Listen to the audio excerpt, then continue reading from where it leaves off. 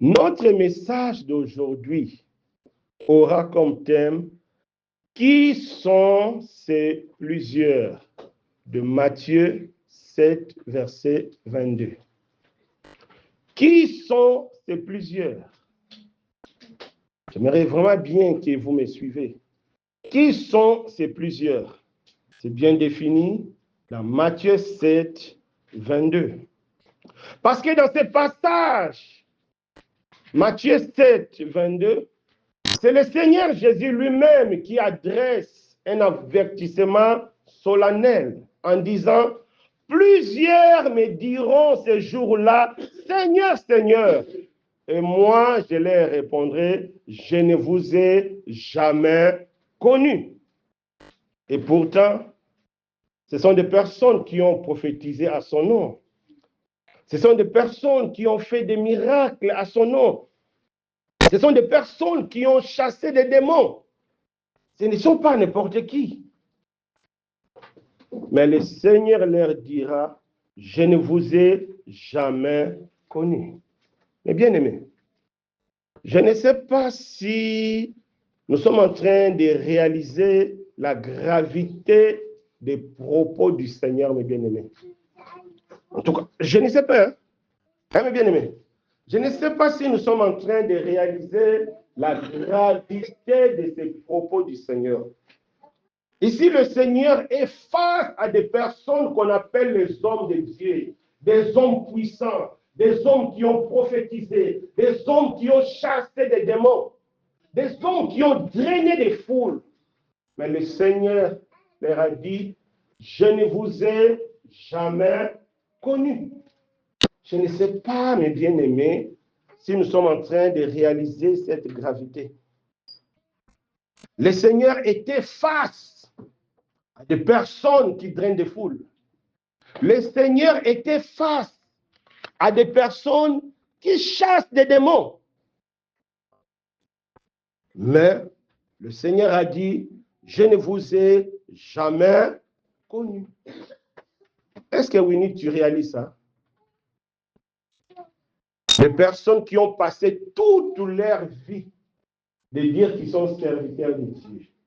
Ils ont passé toute leur vie d'affirmer qu'ils sont sauvés, ils sont les serviteurs de Dieu. Bref, si fire, les gens tombent. Les gens sont délivrés. Les gens ont drainé des foules. Devant le Seigneur, Jésus a dit, je ne t'ai jamais connu. En tout cas, moi, j'ai écouté ça chez la personne elle-même, Bénigne. Je ne sais pas s'il est retourné dans le Seigneur ou bien il est toujours. C'est lui-même qui fait dans ses témoignages. Vous savez, ce frère-là, ce frère, à Kinshasa, il a rempli un stade de 80 000 ou bien 60 000 personnes. Il avait touché une Bible, il a vendu ça, je crois, à 8 000 ou bien 7 000 dollars, parce que lui, il a touché. Mais lui-même, il raconte, lorsqu'il était en coma, il était mort. Dieu a voulu le jeter en enfer. Dieu a dit, je t'accorde encore une chance. Va changer ton message. Et pourtant, il traîne des fous. S'il vient à faire ici, peut-être tout le monde va partir. Mais Dieu a dit, c'est lui-même qui dit, ce n'est pas quelqu'un d'autre. C'est lui-même qui dit. Dieu a dit, va changer ton message. Va prêcher maintenant la vérité. Et pourtant, il fait des miracles. Lui, s'il fait comme ça, tout le monde tombe. Allez voir ces vidéos. S'il fait comme ça, tout le monde tombe. Mais lui-même a dit, face au Seigneur, lui aussi, il a été rejeté. Mais sauf qu'on lui a accordé encore la possibilité de retourner dans le monde pour changer. Qui sont ces plusieurs? Qui sont ces plusieurs que le Seigneur a dit? Plusieurs me diront, Seigneur, Seigneur. Qui sont ces plusieurs? Les gens qui ont fait des miracles, les gens qui ont fait des choses extraordinaires. Mais les gens qui ont passé toute leur vie, dire que non, moi je suis serviteur de Dieu, moi j'ai l'assurance, moi je suis sauvé. Mais le jour du jugement dernier, il a été jeté par le Seigneur. Le Seigneur Jésus a dit, je ne t'ai jamais connu. Mon frère, ma sœur, voilà, cela doit vraiment nous servir. C'est très important. Bien-aimés, cet avertissement du Seigneur n'était pas réservé aux païens. Matthieu 7 n'est pas réservé aux païens. Jésus n'a pas parlé aux païens, mais Jésus a parlé aux personnes qui fréquentent les assemblées.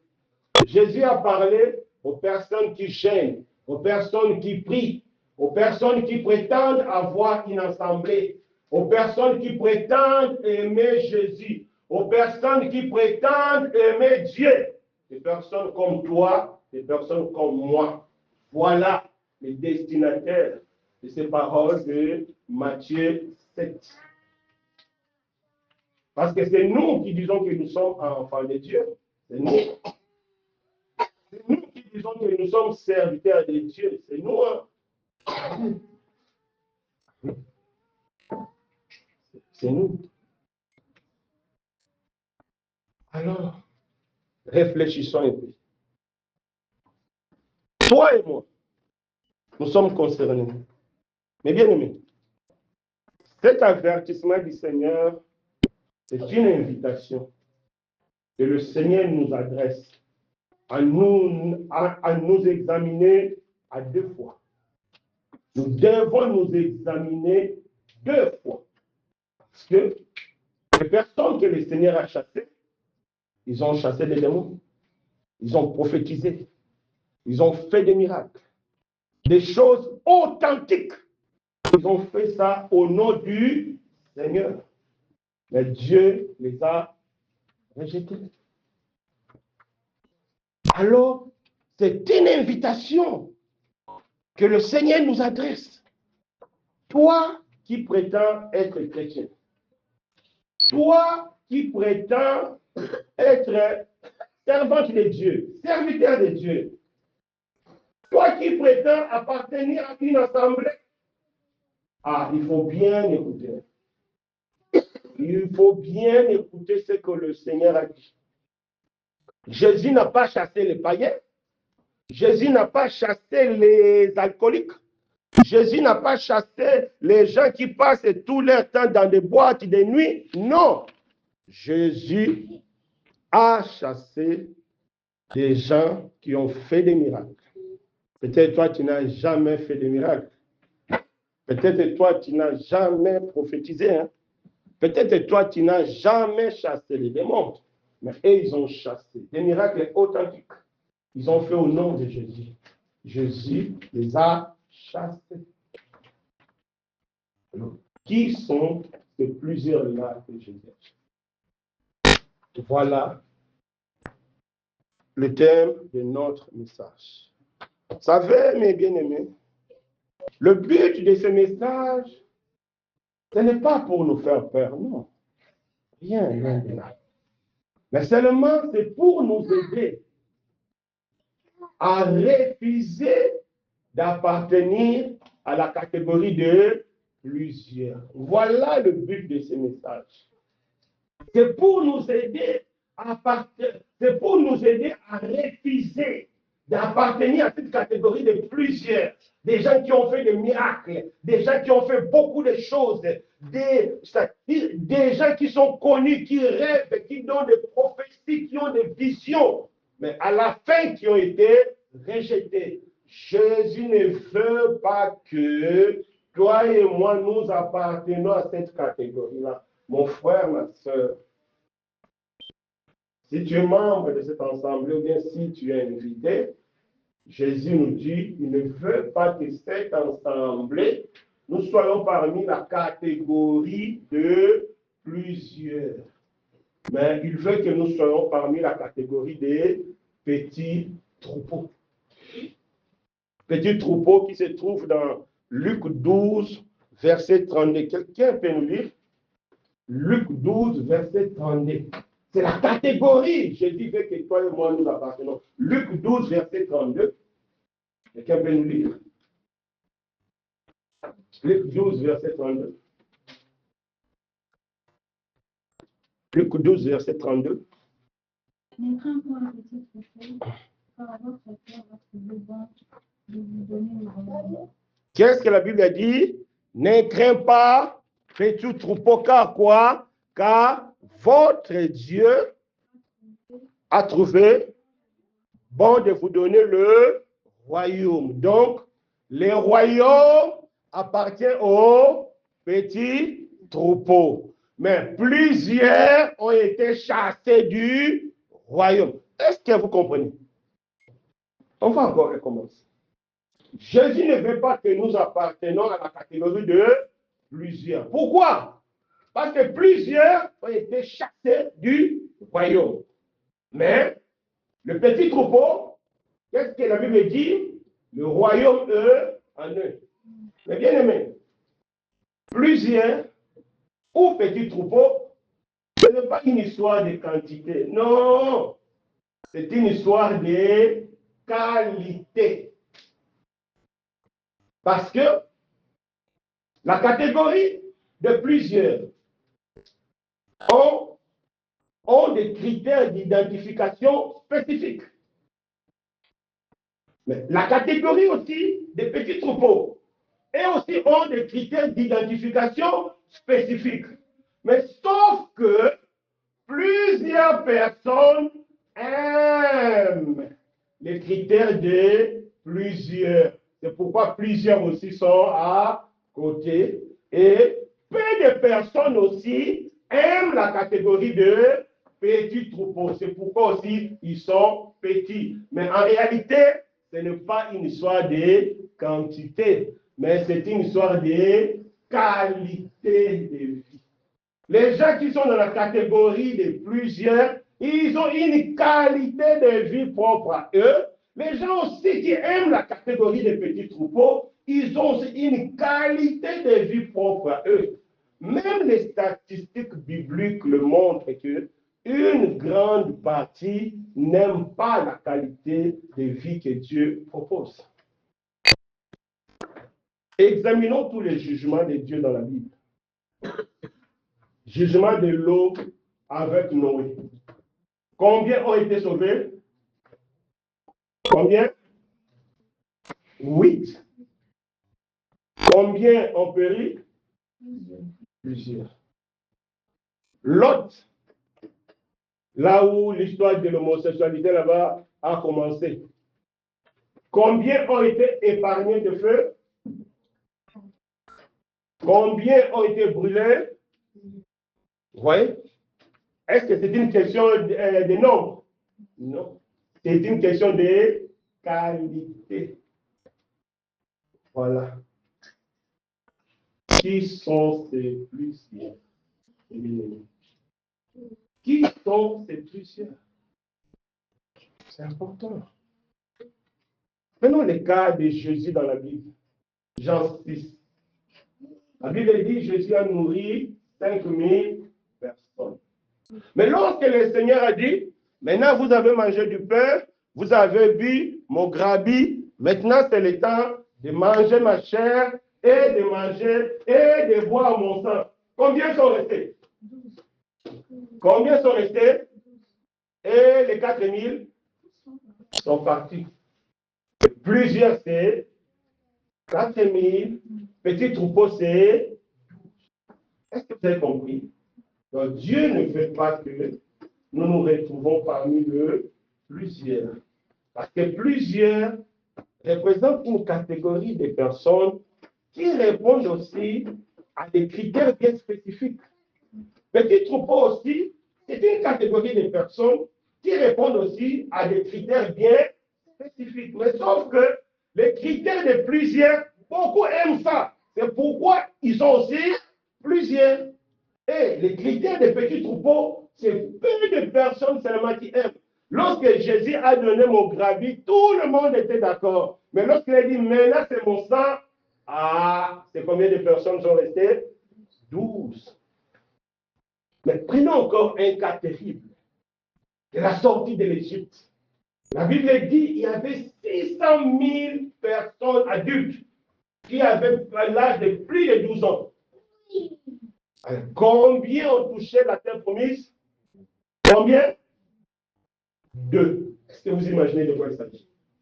600 000, il y a seulement 2 sur 600 000.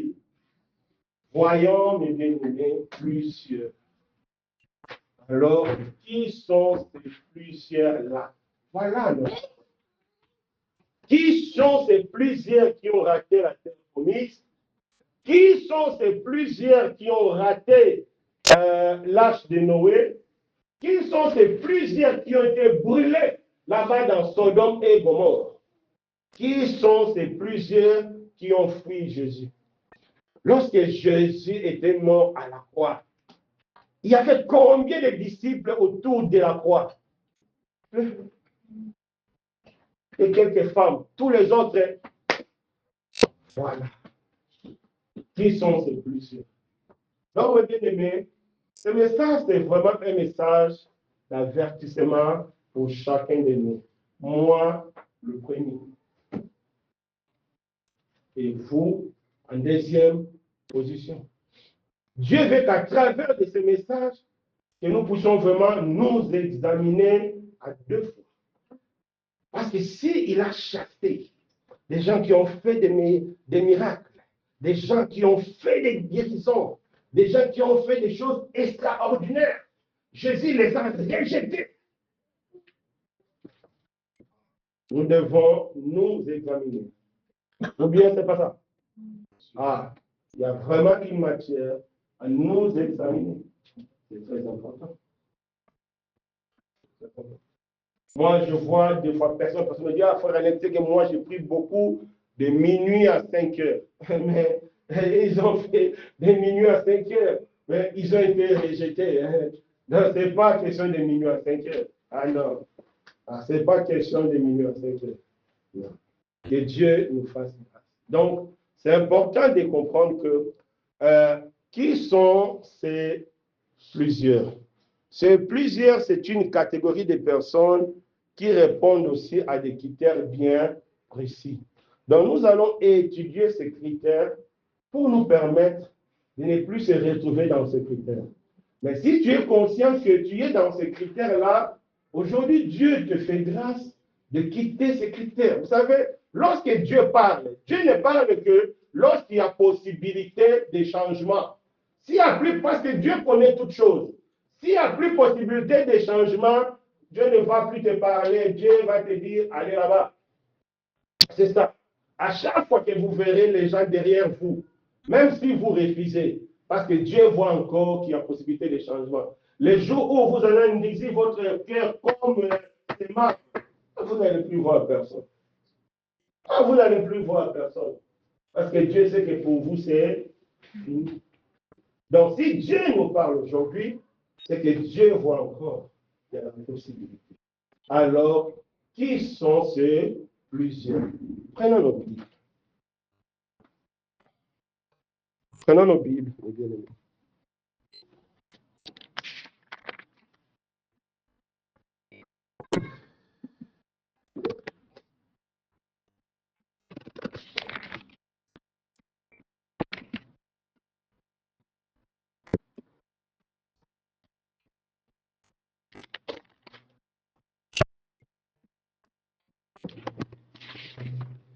Qui sont ces plusieurs? Prenons nos Bibles.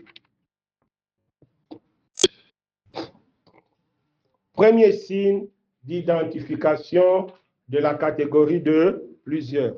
Matthieu 7, versets 22 à 23. Que chacun de nous prenne la Bible. On va lire. C'est très important de voir dans la Bible pour que personne ne dise que c'était frère Alain. Non, ce n'est pas moi. On va prendre nos Bibles. Que chacun de nous prenne sa Bible.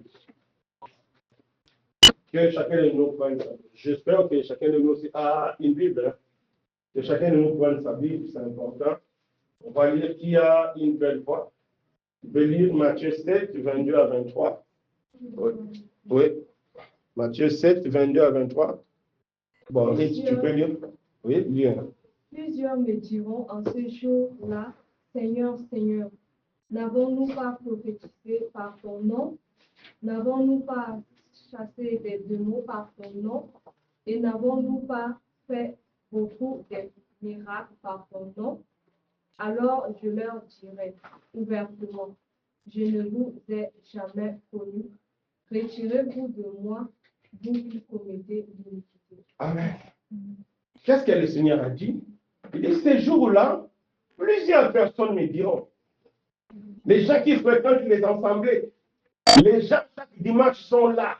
Les gens qui aiment prier, qui aiment jeûner, ils seront devant le Seigneur ce jour-là. Ils vont me dire, Seigneur, Seigneur, tout joyeux, Seigneur, Seigneur. On criait Alléluia, route Chariawafa, on dansait, on faisait tout, Alléluia, Seigneur. Tu ne me connais pas. Il a dit, oh, calme-toi, mon frère. On va aller doucement.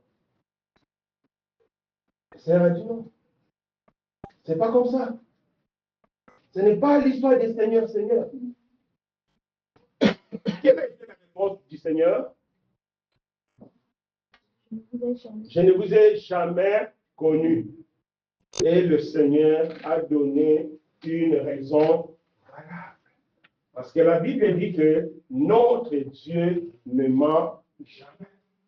Ce que Dieu dit est vrai. Et quelle a été la raison que le Seigneur a donnée? Que chacun regarde. Hein? Vous commettez l'iniquité. C'est quoi l'iniquité? L'iniquité, c'est la vie du péché. Vivre dans le péché. Voilà pourquoi ils étaient chassés. Oui. Un jour, une sœur m'a parlé de son histoire. Elle m'a dit, frère Alain, en tout cas, moi j'avais refusé un fiancé évangéliste.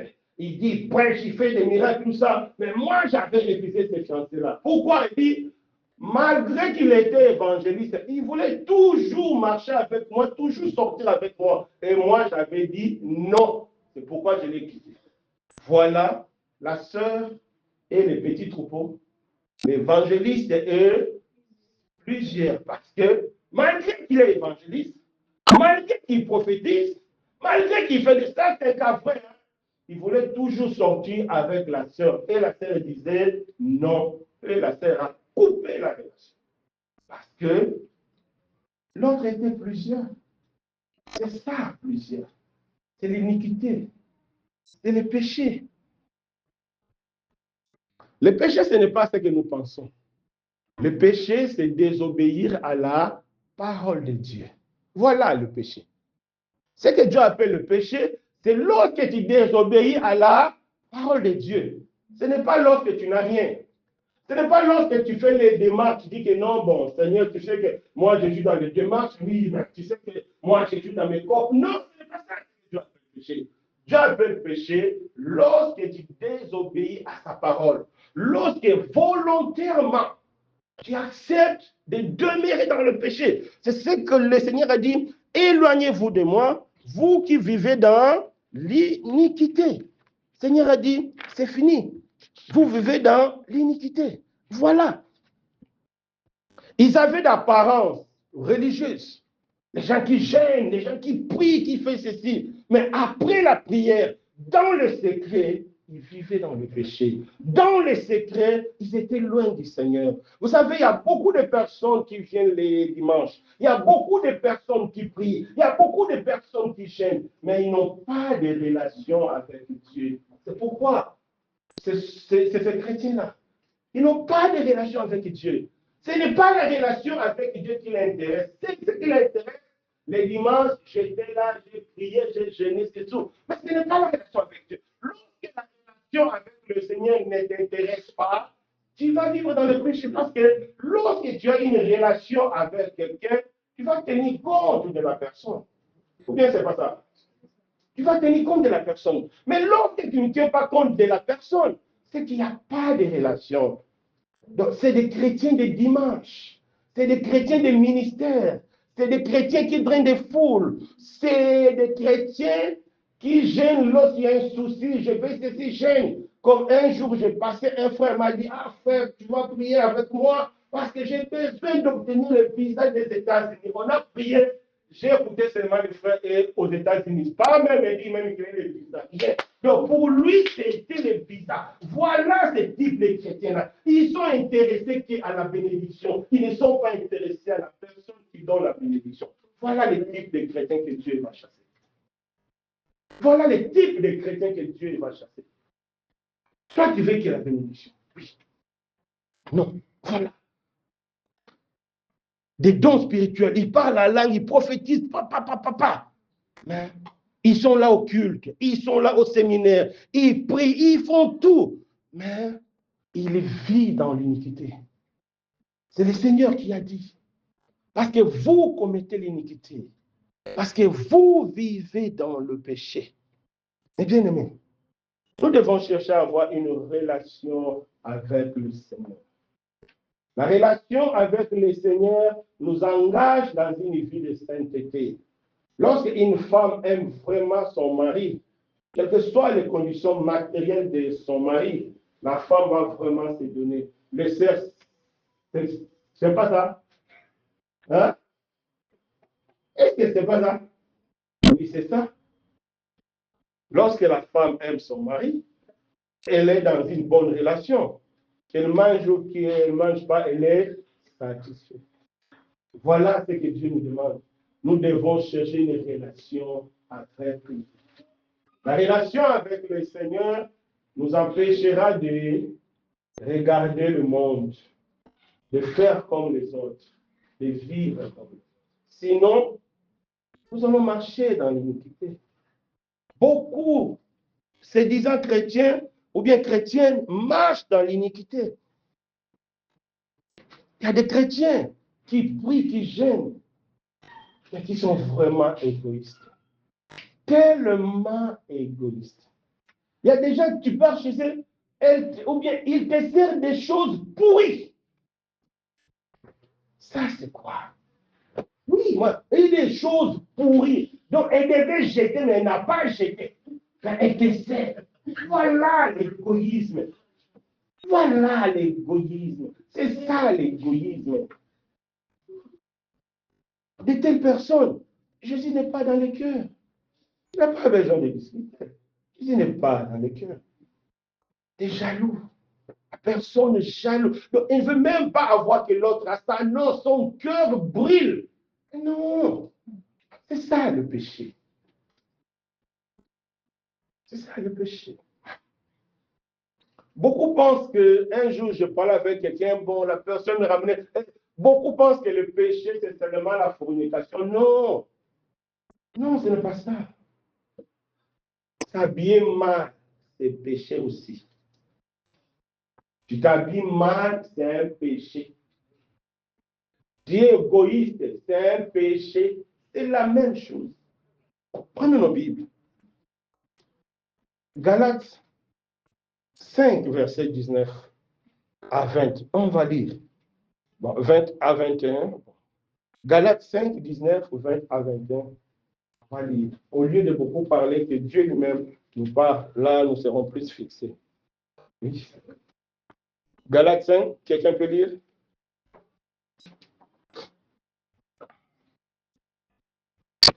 Quelqu'un peut lire ça? Or, les œuvres de la chair sont Oui. manifestes.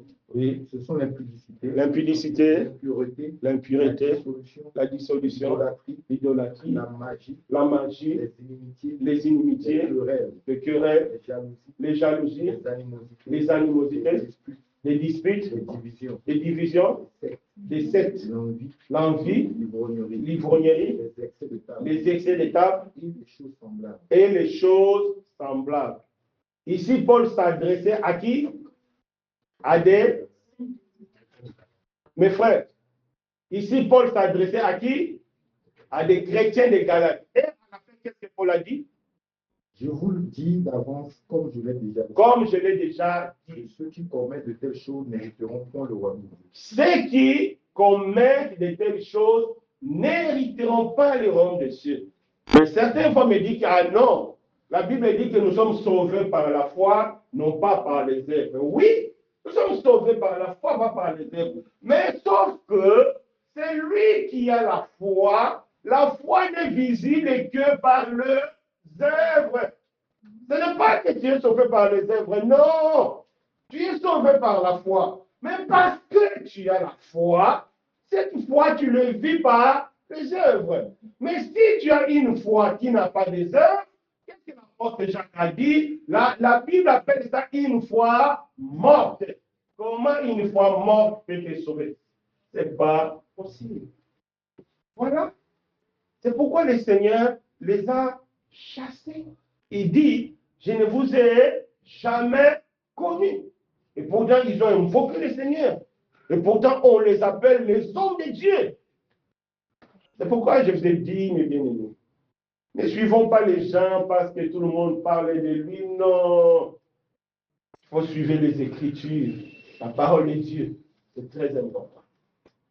Que Dieu nous fasse grâce. Donc, on a vu le premier caractéristique de ce qu'on appelle les plusieurs. Pourquoi ils sont plusieurs? Parce qu'ils vivent dans le péché. Nous, à notre niveau, c'est clair. Des frères et sœurs qui vivent en concubinage, vous êtes plusieurs qui vivent dans le péché. Les frères et sœurs qui sont ivrognes, qui sont des fumeurs, mais vous êtes plusieurs. Parce que c'est ça votre vie, tu es dedans. Tu es plusieurs, que personne ne te trompe. Un jour, quelqu'un m'a dit, c'est pourquoi tu n'aimes pas trop prier chez toi, tu parles trop péché, péché. Je dis que non, moi je ne parle pas trop de péché, péché. Et bien aimé, dans une clinique qui soigne les cancers, le médecin est là pour soigner les cancers. Si tu le mets ton pied qui est malade, il va dire, change d'hôpital. Nous sommes là pour le ciel. Et le ciel, il n'y a qu'une seule maladie qui empêche les gens d'aller au ciel. Quelle est cette maladie? Le péché. La pauvreté n'empêchera personne d'aller au ciel. Non. Non, non, non, non, non, non. La pauvreté n'empêchera personne d'aller au ciel. Ouais. Les pauvres Lazare, eux, au ciel.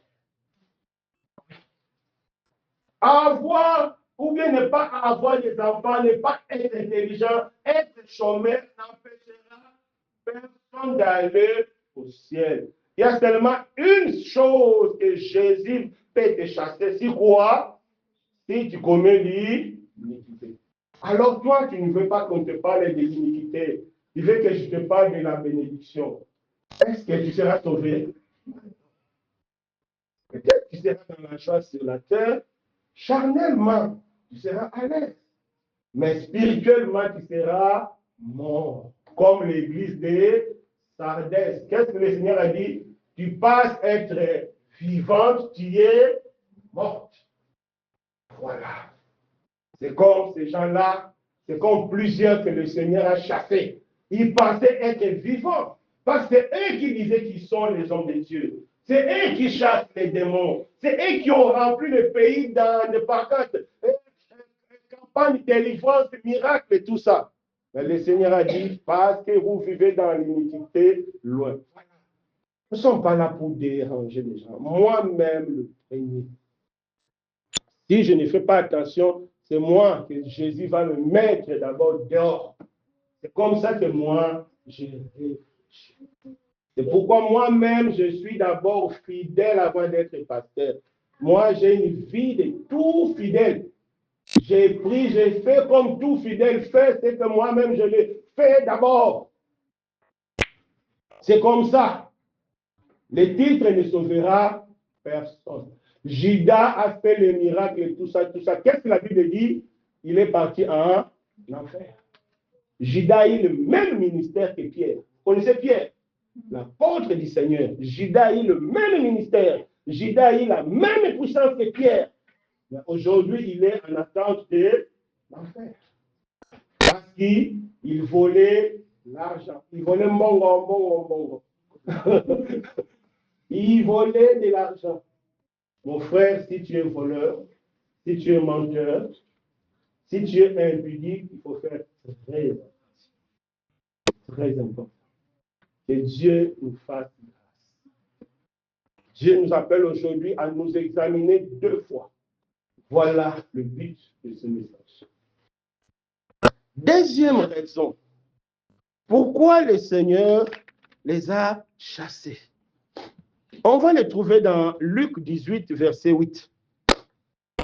Luc 18, verset 8. Luc 18, verset 8. On va lire vite un peu. Luc 18, verset 8. Deuxième raison. Qu'est-ce que la Bible nous dit?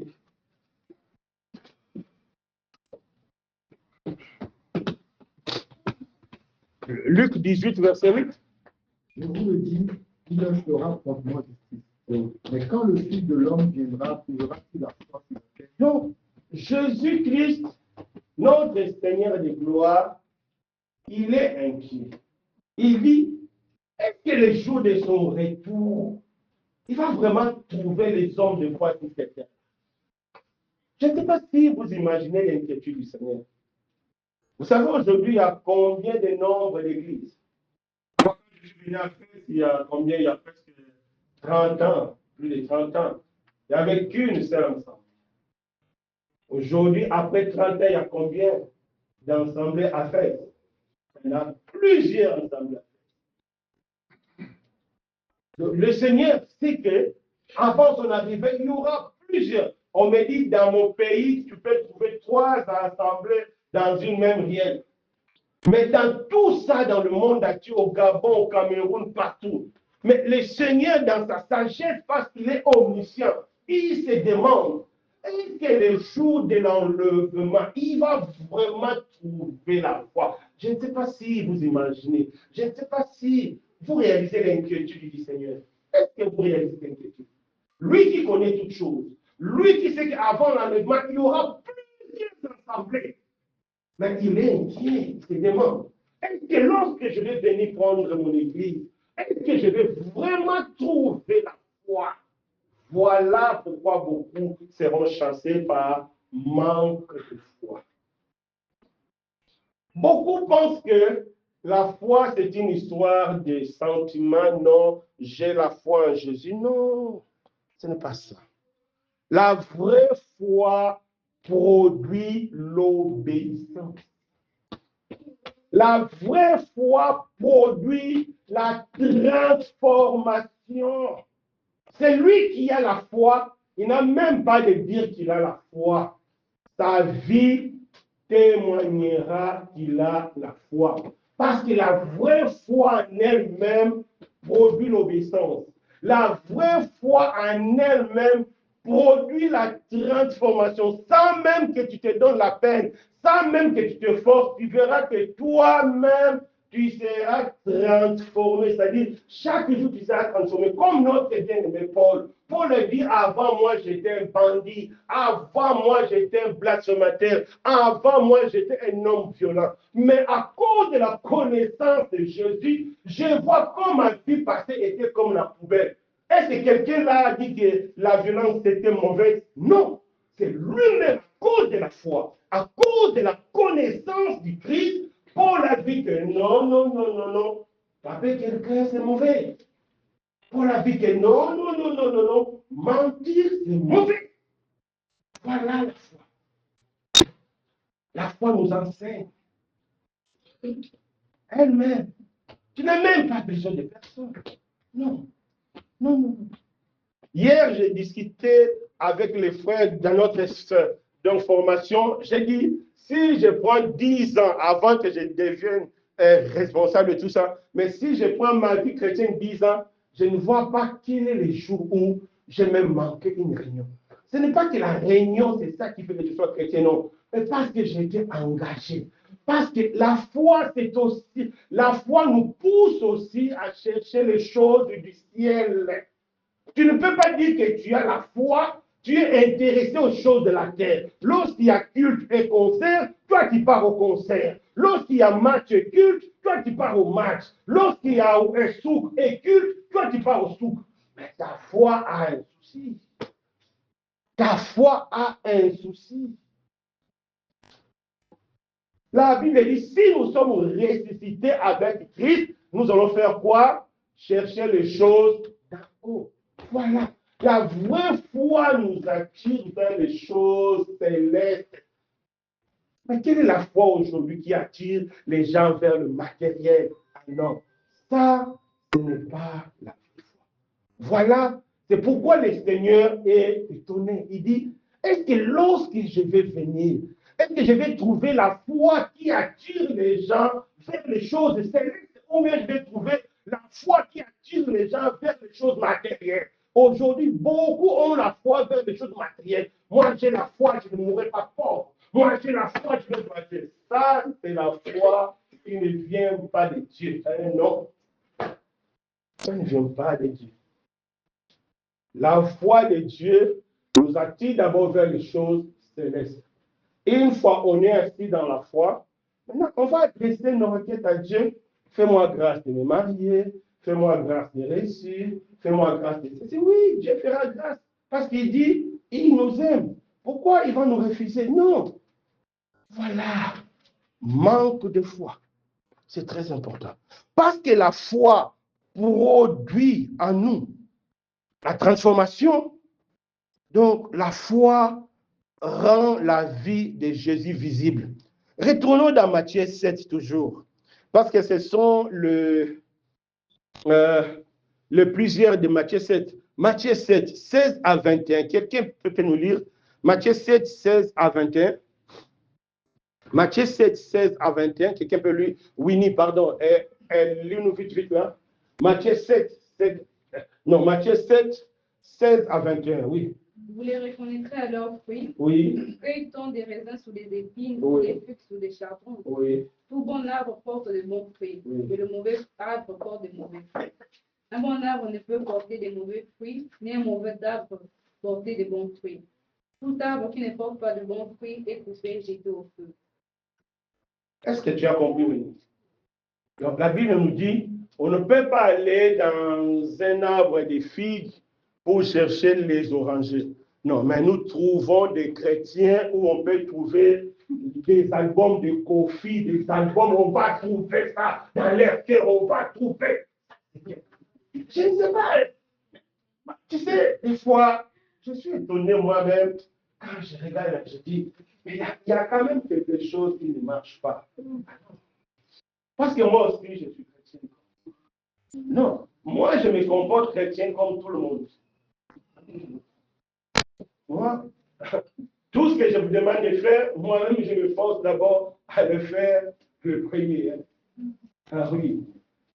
Moi, je ne vois pas aller passer les temps. Des fois, quand je vois les frères dans tout ça, je dis, mais où est-ce que vous avez vu ça? Pourquoi moi, je ne sais pas danser, vous savez danser? Des fois, je me demande comment. Pourquoi moi, je ne sais pas danser? Parce qu'ils prennent plaisir, ils savent. Et la Bible dit, on ne peut pas aller accueillir la louange dans la vie. Non. Tu vas dire que moi, je suis chrétien, on ouvre dans ton cœur. Non, non, non, non, non. C'est pas possible, mes amis. Voilà des personnes que Jésus a chassées dans Matthieu 7. Parce que leur vie, qui est l'image de l'arbre, ne donnait pas les bons fruits. Et le Seigneur a dit, l'arbre qui ne donne pas les bons fruits, on va faire quoi? On va couper. Mais les gens qui ont fait la science, pourquoi l'arbre ne donne pas les bons fruits? Les gens qui ont fait la science, ils vont dire quoi? C'est la sève brute, c'est ça. La matière qui est la plante qui se nourrissait était mauvaise. C'est pourquoi ça a eu des répercussions sur le fruit. En réalité, parce que tu n'es pas attaché au Seigneur, c'est pourquoi chez toi c'est rempli de conflits, c'est rempli. Je vous ai déjà dit, un jour, une sœur m'a prêté son PC. Je regarde dans les téléchargements, plein de films porno. Ah oui, ah oui, dans les téléchargements, plein de films porno. Ah oui. Hein? Ah non. Si Dieu te dévoile, il faut dire gloire à Dieu pour changer. Parce que Dieu sonde le cœur. Parce que Dieu sonde. On ne cache pas. Non. Tu ne peux pas fouiller. On ne cache pas. Dieu connaît toujours. Si Dieu veut te dévoiler en secret, il faut accepter. Sinon, Dieu peut éclater ça en public. Hein. Dieu peut éclater ça en public. Tu vas faire quoi? Rien. Je te dis, ah, toi aussi. Ah. Voilà. Dieu ne veut pas. Mais Dieu veut nous sauver. C'est pourquoi il nous a. Lorsqu'un médecin soigne, il presse la pluie. Pourquoi? Il sait que s'il ne presse pas, les pluies ne vont pas sortir, tu ne seras jamais guéri. On risque de couper. Ou bien, oui, c'est pas ça. Ah, c'est ça.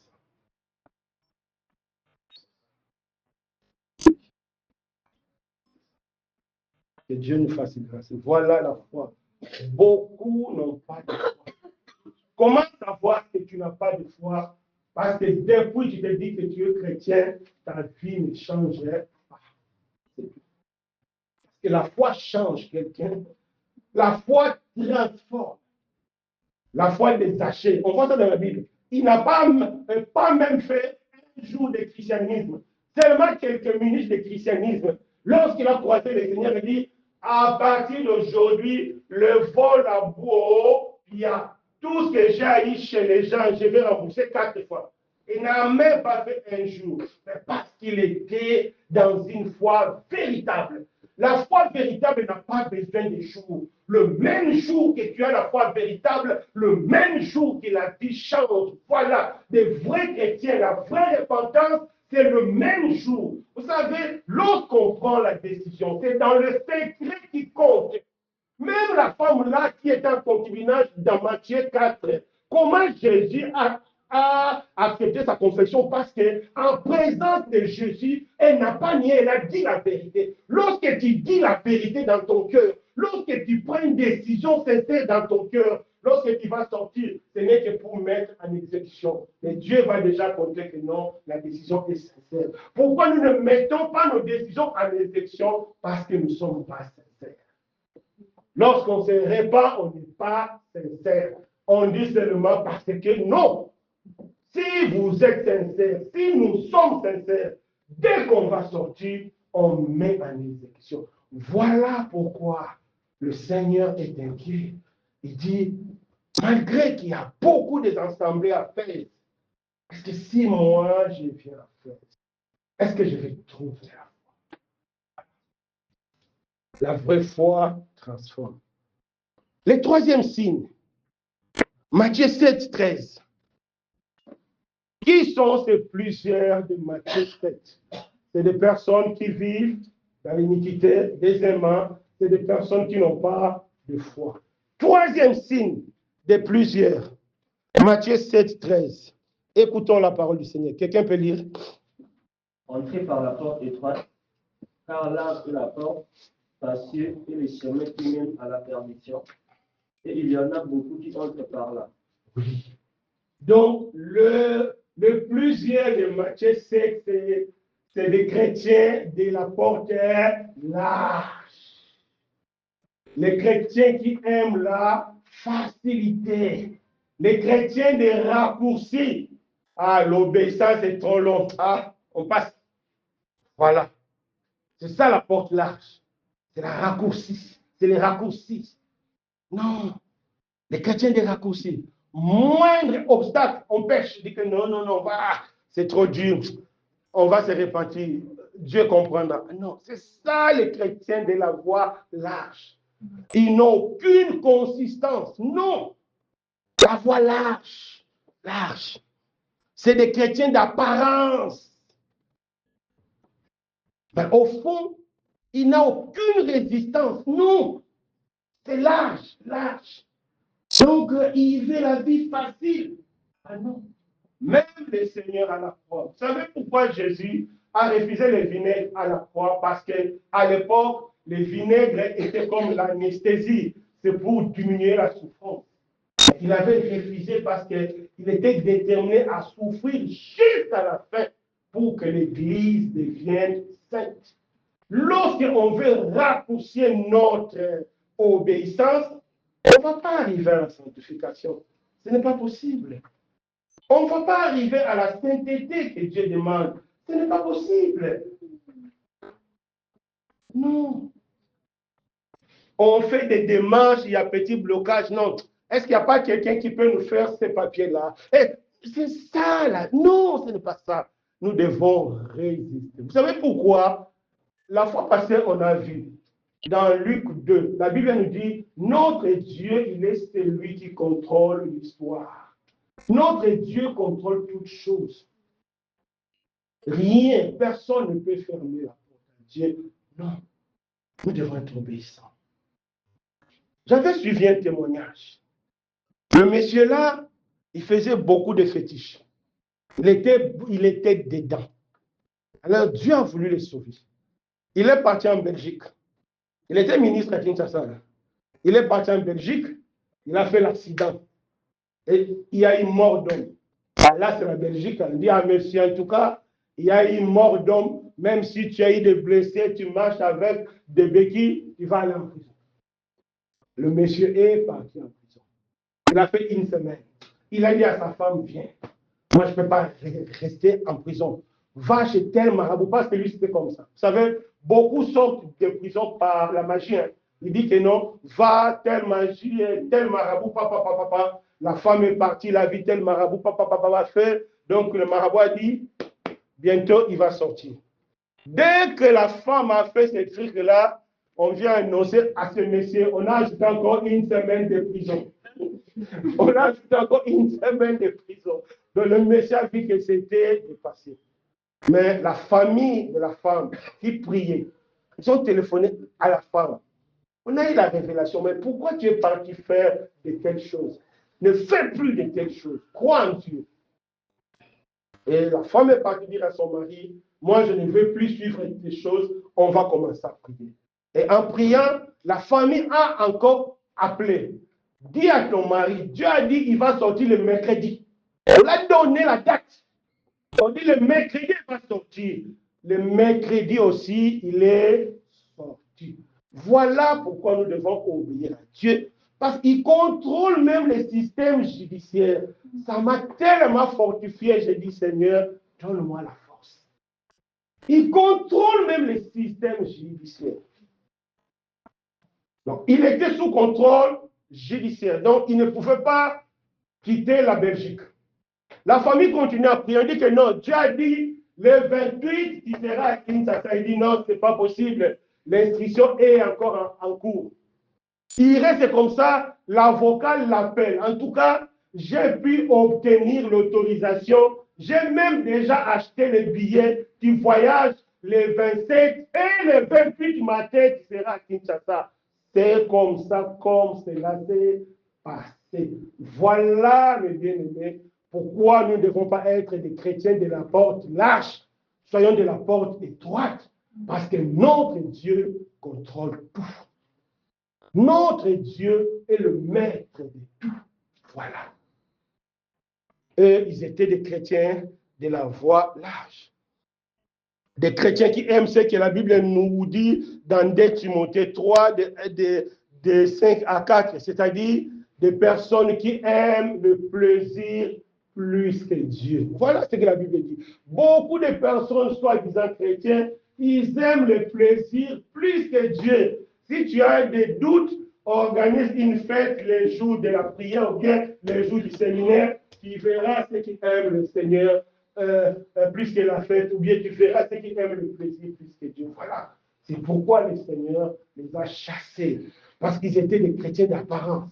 Ils aimaient le monde plus que Dieu. Que Dieu nous fasse grâce, mes bien-aimés. Que Dieu nous aide. 5e raison. Et 4e signe qui montre que tu es parmi les plusieurs. Matthieu 7, 26 à 27. Parce que notre thème, c'est le plusieurs de Matthieu 7. Alors, Matthieu 7, 26 à 27. Faisons vite parce que les temps avancent. Qu'est-ce que la Bible nous dit? Mais quiconque retient ces paroles, comme j'ai dit, et ne les met pas en pratique, sera semblable à un homme insensé qui a bâti sa maison sur les sables. La pluie est tombée, les torrents sont venus, les vents ont soufflé et ont battu cette maison. Elle est tombée et sa ruine a été grande. Donc la maison est tombée, la ruine. C'est pourquoi le Seigneur a dit, vous n'allez pas entrer parce que votre foi est tombée, votre foi est ruinée. Pourquoi? Parce que ce sont des personnes qui n'étaient pas fondées sur la parole. Non. Il y a des gens qui se disent chrétiens, mais ils ne sont pas fondés sur la parole de Dieu. Ils ne lisent pas la parole de Dieu. Ils n'ont aucune connaissance de fondement biblique, non. Ils ne se donnent même pas la peine de lire. Vous savez, mes bien-aimés, selon mon expérience personnelle et l'expérience que je vois, l'un des signes qui prouve réellement qu'une personne est née de nouveau, c'est l'amour de la parole. C'est l'amour, en tout cas, moi, au début de mes conversions, j'ai lu la Bible là, moi je lisais la Bible. 5 chapitres le matin, je crois 3 à midi pendant la pause. J'ai travaillé. Moi, j'étais parmi les rares personnes à faire ce qu'il y a commencé à travailler. J'ai travaillé pendant la pause de 2 heures, presque une heure de pause. En tout cas, je prenais pendant la pause. Le matin, chez moi, je lisais les évangiles. À la pause au travail, je lisais les épîtres. La conversion, l'amour du Seigneur nous pousse à aimer sa parole. Et c'est ça qui m'a permis aussi, Dieu s'est saisi de cela pour faire de moi un prédicateur. Parce que j'ai lisé la parole de Dieu. J'ai lisé la parole de Dieu. Et j'avais un péché. Malheureusement, donc, on les a volés. C'était rempli de prédications. Mais là, vous n'allez pas voir des films comme l'autre. Non, là, c'était des prédications, plein de prédications. J'ai écouté des prédications. Cela doit être pour tout le monde. Si on prend ton PC, si on prend ton portable, quel est le contenu majoritaire qu'on participe? Nous devons aimer la parole de Dieu. Si tu n'es pas fondé sur la parole de Dieu, la Bible dit, tu seras comme les gens là, lorsque le vent va venir, vous tomber. Ils n'étaient pas fondés sur la parole de Dieu. Beaucoup ne sont pas fondés sur la parole de Dieu. Ils sont fondés sur la doctrine des hommes. Lorsque la Bible dit les sectes, c'est ça, c'est des fausses doctrines. Il y a des gens qui sont fondés sur des fausses doctrines. Ah, moi j'ai prié Marie m'a guéri. Ça, c'est une secte. Ça, c'est une secte. En dehors de Jésus, il n'y a personne. Hier, Noé m'a amené quelque part. On a dit, vous savez, moi j'aime trop parler de Dieu, mais hier j'ai dit à Noé, on laisse. On était parti chez les gens, des disciples de Capou Philippe. Donc, j'ai dit, mais donc, des personnes, même si c'est défini comme ça, nous sommes disciples de Capou Philippe. Un Ivoirien de 54 ans. Et il s'est dit, non, c'est lui le prophète messager de notre temps. Jésus est passé. Maintenant, c'est Capou Philippe. J'ai dit, mais il y a quand même quelque chose qui ne va pas. J'ai dit, mais il y a quand même quelque chose qui ne va pas. Donc, ils ont récité des versets. C'est-à-dire, dès qu'ils sont, ils disent que non, c'est pas. Donc, c'est la récitation. Voilà, lorsqu'on ne médite pas la parole de Dieu, on accepte des choses qui ne marchent pas. Le médecin en question, Capou Philippe, selon ce que j'ai écouté de lui, il a plusieurs enfants de mères différentes. Oui, de mères différentes. J'ai dit, une telle personne. La personne qui avait amené son truc au Congo, un jour j'ai suivi sa vidéo, il s'est repenti, il dit que non, c'était une erreur, il n'est plus dedans. Mais hier, j'ai même dit, on arrête, parce que là, c'est compliqué. Voilà lorsqu'on n'est pas fondé sur la parole. Beaucoup entre nous ne sont pas fondés ici. Quand on lui dit, viens écouter la parole de Dieu, je suis fatigué, je suis ceci, lis la parole de Dieu, il y a cours, il y a ceci, c'est bien. Mais après, lorsque tu n'es pas fondé sur la parole de Dieu, lorsque le vent, lorsque les torrents, lorsque la pluie va venir, comment tu vas résister? Voilà comment beaucoup de chrétiens tombent dans le péché. C'est quoi les enfants? Voilà pourquoi beaucoup de chrétiens tombent dans le péché, parce que faute de fondement, comme la Bible dit, faute de racines, dès qu'un problème vient, on tombe. Voilà la quatrième raison pourquoi Jésus a rejeté, parce que ce sont des personnes qui ne sont pas fondées sur la parole de Dieu, qui ne méditent pas la parole de Dieu, qui n'examinent pas la parole de Dieu, qui ne sondent pas la parole de Dieu. Mon frère, ma soeur, ça fait combien de semaines que tu n'as pas médité la parole de Dieu? Qui a fait un mois sans lire la parole de Dieu, lui seul à la maison? S'il est sincère, vraiment, qu'il lève la main. On va voir. Si quelqu'un est sincère, c'est qui a fait un mois. Voilà, la sœur a reconnu qu'elle a fait un mois sans lire la parole de Dieu. En tout cas, que Dieu te fasse grâce, commencer à lire. C'est important de lire la parole de Dieu.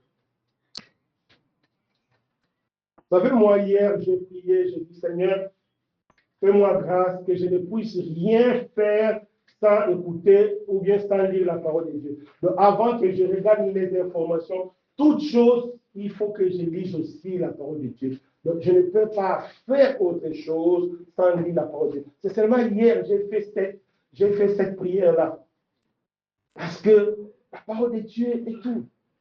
On peut demander à Dieu, que Dieu nous fasse grâce. Voilà la quatrième raison, parce qu'il n'était pas fondé sur la parole de Dieu. Le torrent est venu, c'est renversé, leur foi est renversée, l'occasion de chute est venue, c'est renversé. C'est pourquoi beaucoup sont dans le péché, parce qu'ils ne sont pas fondés sur la parole de Dieu. La parole de Dieu n'a pas de fondement. Et il donne raison, non, la chair est faible, oui, il disait, le monde est compliqué, ça c'est le temps des apôtres. Notre Dieu ne change pas. Il est le même hier et aujourd'hui et éternellement. Et la cinquième raison, quelle est la cinquième raison qui va empêcher beaucoup de personnes de voir le royaume des cieux? C'est le manque de pardon. Le pardon, c'est un élément très important. Le manque de pardon. Étant des enfants de Dieu, nous devons tout faire demander à Dieu le cœur de pardonner. La Bible dit Dieu est amour. C'est lui qui appartient à Dieu aussi doit être amour. Parce que nous sommes de la sémence de Dieu. Un enfant, si tu le regardes bien, tu verras toujours le trait de son père ou bien de sa maman. Mais si on voit un enfant bien, on regarde, mais on trouve la face du voisin, les yeux du voisin. Là, il y a mais comment si on nous regarde, on va trouver la face des voisins de notre Père qui est le diable? Voilà. Manque de pardon, c'est manifester la nature du diable. On te regarde, au lieu de voir ton papa, on voit le voisin. Là, il y a quand même un souci. Malheureusement, il y en a aussi trop dans le monde. Même spirituellement, il y en a aussi. On voit des chrétiens, mais la façon de vivre, la façon de s'habiller, la façon de se comporter, la façon de parler, c'est loin d'être disciple de Jésus-Christ. Un jour, j'étais étonné là, il y avait une sœur qui était devant moi, donc la sœur avait fait des cheveux comme ça, il dit, regarde mes cheveux, c'est comme Rihanna. Moi, j'ai dit, mais Rihanna, c'est qui? Moi, je ne sais pas, c'est qui Rihanna? Il me dit, regarde mes cheveux, c'est comme Rihanna. J'ai dit, mais Rihanna, c'est qui? Voilà, au lieu de dire comme Elisabeth, comme Anne, comme Marie, et toi tu dis comme Rihanna. Voilà le problème. Au lieu de voir tes parents, on voit le voisin. C'est ça, voir le voisin. Que Dieu nous fasse grâce. Voilà, manque d'amour. L'amour, c'est très capital. Nous devons pardonner. La fraternité. On va se rendre visite les uns les autres. Combien de personnes vous visitez? Combien? Combien de frères et sœurs ici même, le frère est malade ou bien la sœur est malade? Combien vous visitez? Moi, j'ai commencé à visiter les gens depuis, avant même d'être responsable. On me demandait même Norbert, lorsqu'ils sont venus à Fès, il était loin. Il me dit, je partais de la visite. Peut-être la personne que je n'ai pas visitée, peut-être la maison que je n'ai pas visitée, mais presque j'ai visité. S'il y a des maisons à faire, en tout cas, moi, j'ai mis presque dans beaucoup de maisons à faire.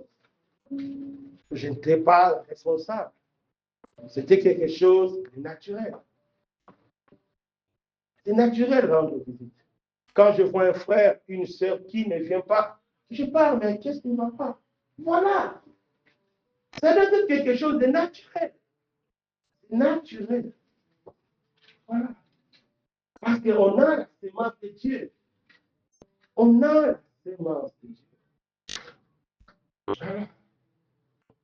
C'est très important. Parce que moi, j'aime trop dire à mes enfants, souvent mes enfants me disent, mais ça c'est ton caractère qu'on a pris. Je dis que non. Si vous avez pris mes caractères, priez aussi comme moi. Je dis que non, non, non, nous ne sommes pas passés. Je dis que non, vous avez pris moi, faites aussi comme moi, j'ai fait. C'est ce que je dis à mes enfants. Vous voulez être comme, comme moi, vous allez être en tout. Ce n'est pas seulement pour les cheveux, non, vous allez être en tout. Voilà. La nature de Dieu nous amène. Voilà, mes bien-aimés, les 5 choses qui ont fait que plusieurs ont été chassés. Première chose, c'était quoi? Ils vivaient dans l'iniquité. Deuxième chose, ils leur manquaient de foi. Troisième chose, ils étaient des chrétiens de la voie large qui aiment la facilité. Quatrième chose, ils n'étaient pas fondés à la parole de Dieu. Cinquième chose, c'est les personnes qui n'ont pas l'amour du prochain. Mais bien aimé, si tu es dans ces 5 points, dis-toi que tu es parmi plusieurs. Même si tu ne veux pas accepter, c'est une réalité. Si tu oses mourir aujourd'hui, tu verras ça. Et c'est une réalité, comment Jésus va te rejeter. Mais si tu es là, ce n'est pas la pensée de Dieu de te rejeter. Mais si tu es là, Dieu nous appelle à devenir des chrétiens de petits troupeaux. Alors, pour devenir petit troupeau, il n'y a rien de plus simple. La première des choses, c'est la repentance. Tu reconnais devant Dieu que tu es chrétien de la voie large. Tu reconnais devant Dieu que tu vis dans le péché. Tu es ceci ou cela. Il ne faut pas avoir honte.